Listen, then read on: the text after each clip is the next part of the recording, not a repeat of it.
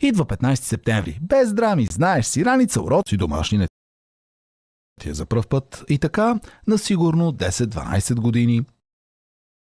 Да, ама в един прекрасен май месец училището свършва. И после какво? Ще учиш ли, ще работиш ли, и 2-3 ще правиш, стаж ли ще правиш, по колко часа да се хванеш като за начало да работиш. И въобще, я се огледай на първо време и помисли за хората около теб, които работят. Вашите, например, може да са на пълен работен ден от понеделник до петък по 8 часа на ден. Или пък на половин работен ден по 4 часа. Или да работят на 2 места. Може да са и на свободна практика. Уеб дизайнери, архитекти, фотографи, музиканти, художници, компютърни специалисти, адвокати, блогъри, влогъри. Някои от примерите за професии, в които поемаш работа по поръчка. Друг вариант – дистанционна работа. Ти си където си, а фирмата, за която работиш, може да е на другия край на света.